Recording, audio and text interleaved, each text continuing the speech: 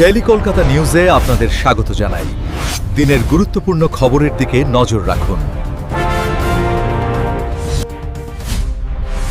নমস্কার বন্ধুরা, আপনারা দেখছেন ডেইলি কলকাতা নিউজ চ্যানেল। আজ রাজ্য রাজনীতিতে বড় ইঙ্গিতবাহী ছবি। কেন্দ্রীয় স্বরাষ্ট্রমন্ত্রী অমিত শাহের সঙ্গে ইতিমধ্যে সাক্ষাৎ সেরে ফেলেছেন বিজেপি নেতা দিলীপ ঘোষ। এই সাক্ষাতের পর আজ সাংবাদিকের মুখোমুখি হয়ে প্রেস কনফারেন্স করে কড়া বার্তা দিলেন তিনি। প্রেস কনফারেন্সে দিলীপ ঘোষের বক্তব্য স্পষ্ট, এই সাক্ষাৎ শুধু সৌজন্য সাক্ষাৎ নয়, রাজ্যের রাজনীতির পরিস্থিতি, রাজ্যের আইন শৃঙ্খলা এবং আগামী দিনের রণকৌশল নিয়ে গুরুত্বপূর্ণ আলোচনা হয়েছে বলেই ইঙ্গিত মিলেছে। রাজনৈতিক মহলের একাংশ মনে করছেন এই সাক্ষাতের পর বাংলার রাজনীতিতে বড়সড় কিছু ঘটতে পারে। তবে ঠিক কি বার্তা দিলেন দিলীপ ঘোষ আর অমিত শাহের সঙ্গে সাক্ষাতে কি কথা হলো তা নিয়ে জল্পনা তুঙ্গে।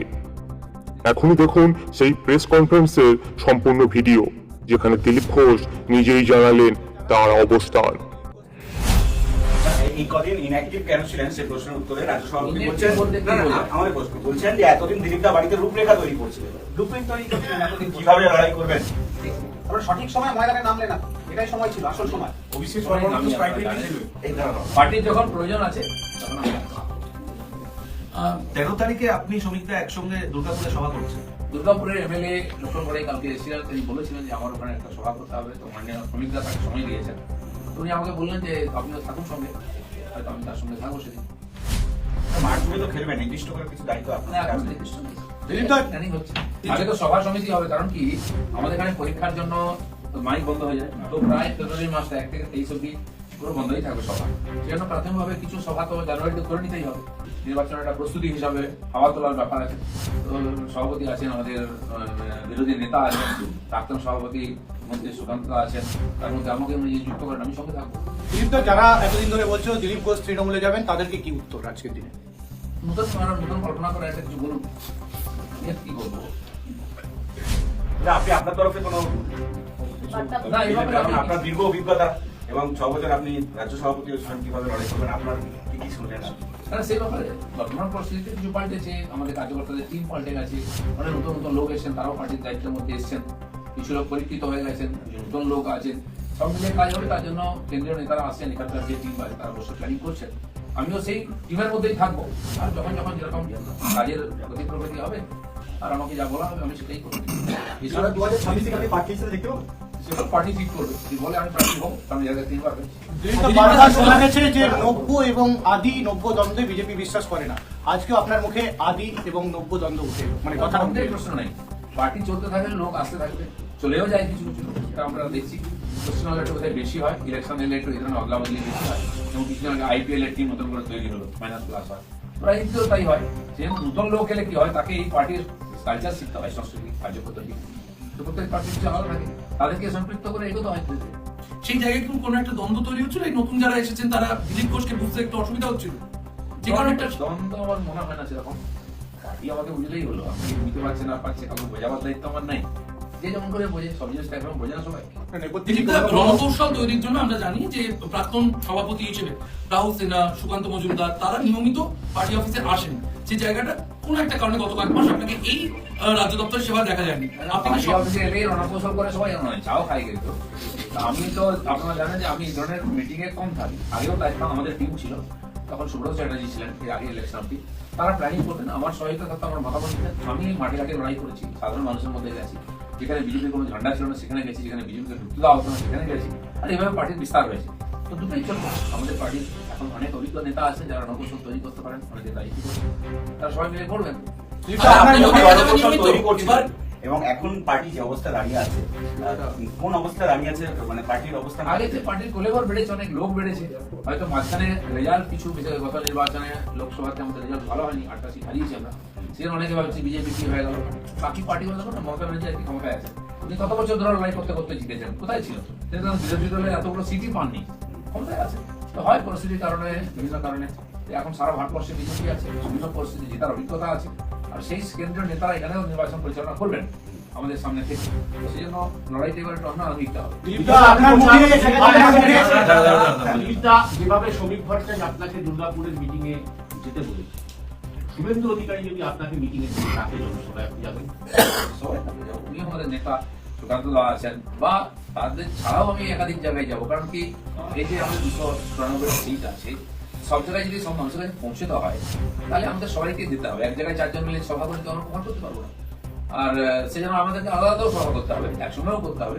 এটা আগামী দিনে হয়ে যাবে। কি হবে, খালি 13 তারিখ নয়, তার আগে পরেও সভা করতে হবে আমরা একাধিক। কিন্তু আপনি বললেন যে দল যদি চায় তাহলে আপনি পার্টি হতে প্রস্তুত। আপনি তো খড়গপুরের প্রাক্তন বিধায়ক, যদি খড়গপুর আসনে আপনাকে দল বলে যে লড়াই করার জন্য, আপনি প্রস্তুত আছেন? আমি লড়েছি দুবার, আর দল আমাকে বলেছিল কোথায়, আমি চয়েস বলেছিলাম, জিতেছিলাম। এবারে যদি মনে হয় দল আমাকে লড়ালে দলের লাভ হবে, তো আমাকে যদি বলেন আমি নিশ্চয়ই লড়বো। কিন্তু 8 মাসের এই পিরিয়ডে আমরা দেখলাম যে দলের সাধারণ কর্মীরা, কিছু দলের কর্মীরা যারা আপনার একসময় শক্তি ছিল, তাদের কাছে অনেক জায়গায় আপনাকে বিভিন্ন রকম ভাবে হেনস্থার শিকার হতে হয়েছে, আপনাকে বিমান শুনতে হয়েছে, বিক্ষোভের মুখে পড়তে হয়েছে। সেই কর্মীদের আজকের দিনে দাঁড়িয়ে কি বলবেন? কারণ তারাই তো আপনার শক্তি। পার্টির দলের কর্মীরা তারা আমাকে কখনো বিক্ষোভ দেখায়নি, আমাদের পার্টির কাউকেও দেখায় না। হ্যাঁ, বিশেষ পরিস্থিতিতে কিছু লোক বাইরে থেকে এসেছে, তারা ওই কালচারে বিশ্বাস, লোক কালো পতাকা কখন কাকে দেখাতে হয় তারা ভুলে অভ্যাস হয়ে গেছে। সেরকম কিছু লোক করেছে, তো তারা ঠিক করেছে, ভুল করেছে, তারা ঠিক করে, এটা ওদের ব্যাপার। আমার কোনো টিএমসি লোকের আমার চিরদিন দেখাতো, সেখান থেকে কিছু লোক ঢুকে পড়েছে, তাদের সেই অভ্যাস হয়ে গেছে। তো তারা ঠিক করবে, বিজেপির কালচার মেনে নেবে, এখানে থাকবে কি থাকবে না, কোথায় যাবে, তাদের সমস্যা। দিলীপ ঘোষের এটা কোনো সমস্যা না। বাংলার বিজেপির রাজনীতিতে আপনাকে যদি আমরা আধিনেতা হিসেবে ধরি, তাহলে অনেক দল বদলে বাংলার বিজেপিতে শীর্ষ ক্ষমতায় থাকা নেতারা আজকের দিনে দাঁড়িয়ে নতুন করে তারা প্রমাণ করার চেষ্টা করছেন যে আমি বিজেপির লোক, আমি আপনাদেরই লোক। আমরা বিভিন্ন জায়গায় সমানতা বলে কিছু নাই। আমি 10 বছর আগে এসেছি, কেউ 12 বছর আগে এসেছে, কেউ 8 বছর 7 বছর আগে এসেছে। কে আদি, কে অনন্ত? আদি তো অনেক, আর আমার চেয়ে অনেক বছর পুরনো। আমাদের মাননীয় শ্রমিক দা আমার চেয়ে অনেক বছর আগে থেকে বিজেপি করছে, তিনি আদি। তো পার্টির পরিস্থিতি অনুযায়ী কাউকে দায়িত্ব দেয়, কিন্তু আমরা সবাই আদরের কর্মী। তো যারা এসছেন তাদেরও দায়িত্ব আছে যে পার্টির সংস্কৃতির সঙ্গে মিলে গিয়ে নিজেকে বিজেপি হিসেবে প্রমাণিত করে ব্যবহারের মাধ্যমে। আর সেটা অনেকে করছেন, করেছেন। অনেক লোক এসছে, বিজেপি ছিল কোথায়, তারা তো বিজেপি, তারাই তো বিজেপি হিসাবে নেতৃত্ব দিয়েছেন। আসন বদল কোন সিদ্ধান্ত ছিল, এটাকে আজকে আপনি যাদের সাথে বৈঠক করলেন, আপনার লোকসভায় আসন বদল, সেই আসন বদল একটি ভুল সিদ্ধান্ত ছিল, এটা আপনাকে আপনি একাধিকবার বলেছেন, এটা আজকে তাদেরকে জানিয়েছেন? জানাবার কিছু নেই, আমি কাউকে জানাতে যাইনি। তখন আমার রিয়েকশন বলেছিলাম, আর কি হয়েছিল সেটাও বলেছিলাম। সেজন্য পার্টি হয়তো জানে, রিয়েলাইজ করেছে। দাদা, যদি আপনাকে 2026-এ প্রার্থী করা হয়, আপনার পছন্দ মতো জায়গায় যদি না প্রার্থী করা, তাহলে কি আপনি লড়বেন? জানেন পার্টি কি বলে? দিলীপদা, মাসির ঘুম বেরোলে মেসো বলবো কি মাসি বলবো, ভেবে তো লাভ নেই, ঘুম বেরো। দিলীপদা, এই 8 মাসের পেছনে আপনি নির্বাচনের পর বলেছিলেন রাজনীতিতে কাটি লবিবাজি কথাটা বারবার উঠে এসেছে। আজকের দিনে দাঁড়িয়ে আপনি কি বিশ্বাস করছেন এই কথাটাই? আবার কাটি রাজনীতি চলে না, পাশে যে ক্ষমতায় আছে পার্টি তাকে দেখুন না, 2 মহামন্ত্রীর কি ঝগড়া, হ্যাঁ, তাদের ডায়লগ শুনেন কি বলেছে। আমাদের পার্টিতে সে অবস্থা যায় না, তাই একটু মারপিট হবে।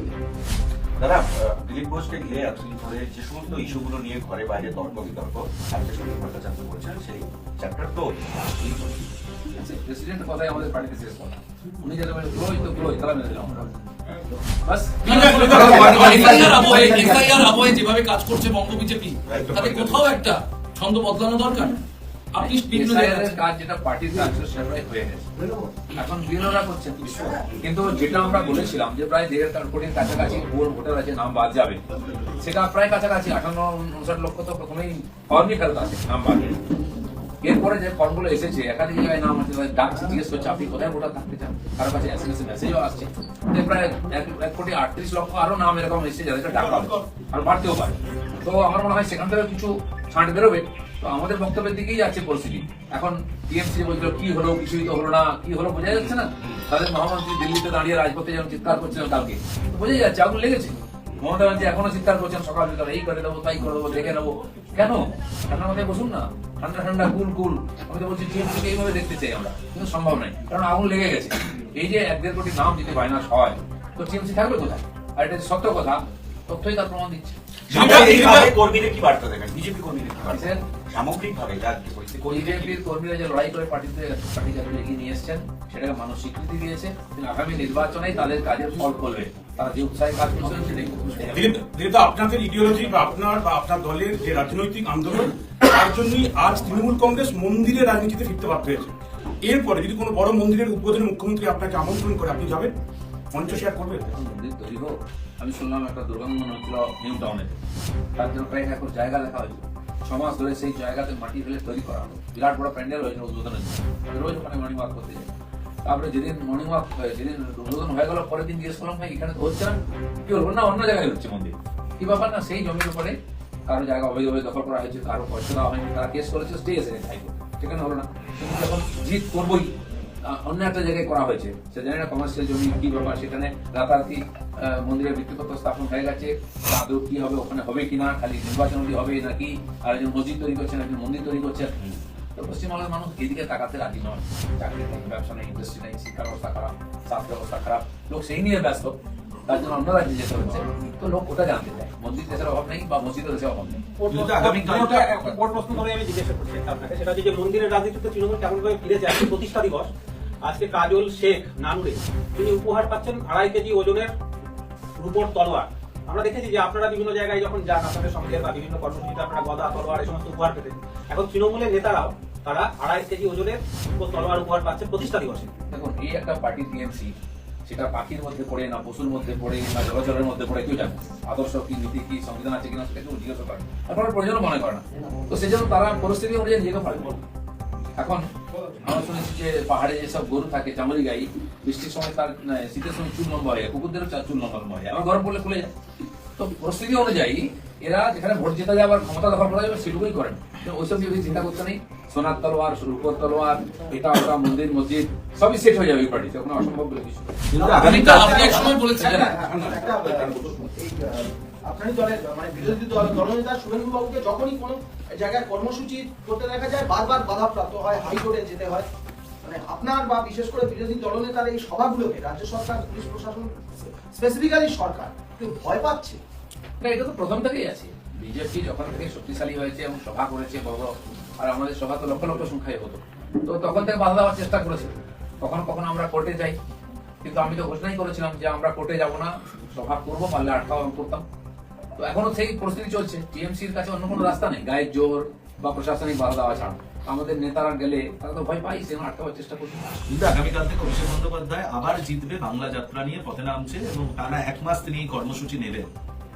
ঠিক আছে, নির্বাচনে এখন প্রত্যেক দল তার নিজের মতো করে জনসম্পর্কের জন্য প্রোগ্রাম করে, আমাদের পার্টিও করেছে, আগামী দিনেও করবে। করে আসলে দেখতে চাইছি যে সত্যি সত্যি মানুষ কিভাবে ন্যায় হবে। যাত্রা ফাত্রা তো আমাদের দেশে নতুন কিছু নয়, একজন যুবনেতা যাত্রা করে করে কংগ্রেসটাকে প্রায় মাটি চাপা দিয়ে দিয়েছেন।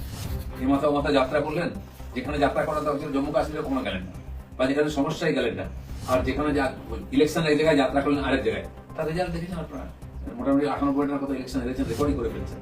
তো এখানে আরেকজন যুবনেতা করছেন যাত্রা, সেটা উনি প্রথম করছেন জীবনে, উনি অভিজ্ঞতা সঞ্চয় করার জন্য। তিনিও কি মাটি চাপা দিয়ে দেবেন? দেখা যায় আজ 26-এর লোকে তার জবাব দেবে। আপনি এক সময় বলেছিলেন যে রাজনীতিতে থাকার জন্য পদে থাকা বা দায়িত্বে থাকা প্রয়োজন, সংগঠনে সক্রিয় থাকতে। আজকে আপনার সঙ্গে সুবীর ভট্টাচার্য বিশেষ করে সংগঠনের অমিতাভ চক্রবর্তীর যে আলোচনা হলো, তাতে পদ বা দায়িত্ব নিয়ে কোনো আলোচনা হয়েছে? না, পদ দায়িত্ব বোধহয় এনাদের এর মধ্যে নাই, সেই জন্য হয়নি। কিন্তু পশ্চিমবঙ্গের কাজ, এখানকার নির্বাচন জেতা, এটা আমাদের কাছে মুখ্য বিষয় এখন নির্বাচনের সময়, সে বিষয় নিয়ে আলোচনা। দিলীপটা দলের মধ্যে দ্বন্দ্ব, আভ্যন্তরীণ দ্বন্দ্ব, দ্বিধা দ্বন্দ্ব কাটিয়ে কি আবার আগের মতো দিলীপ ঘোষকে তৃণমূলকে সমেত উঠে তোলার জন্য দেখা যাবে? কি মনে হচ্ছে আসুক নির্বাচন, যেমন যুদ্ধ হবে তেমন হাতিয়ার লাগে, তো সেটা আজকাল যুদ্ধের পদ্ধতিও পাল্টে যাচ্ছে। পাকিস্তানে আমরা পা রাখলাম না, কিন্তু এয়ারপোর্টই ঘুরিয়ে দিলাম, হ্যাঁ, আর যুদ্ধ জাহাজ ঘুরিয়ে দিলাম, তো ক্যাম্প ঘুরিয়ে দিলাম। যুদ্ধ তো অনেক প্রকার হয়, আর প্রত্যেকবার স্ট্র্যাটেজিও আলাদা হয়। দিলীপটা আপনার সমর্থকদের কাছে একটা সবচেয়ে গুরুত্বপূর্ণ প্রশ্ন উঠে আসছে যে মুখ্যমন্ত্রী পদে কি দিলীপ ঘোষকে বসানো হবে বা 70 থেকে 177 হবে? আগে তো ইলেকশন আসুক, কিন্তু তারপরে মুখ্যমন্ত্রী হবে। নিঃসন্দেহে আমি বলবো যে বিজেপির মুখ্যমন্ত্রী হবে, সেজন্য সবাইকে লড়াই করতাম। ঠিক আছে, চ্যানেলের আরও খবর দেখতে চ্যানেলটিকে লাইক করুন, সাবস্ক্রাইব করুন আর কমেন্ট করে আপনাদের মূল্যবান মতামত দিন।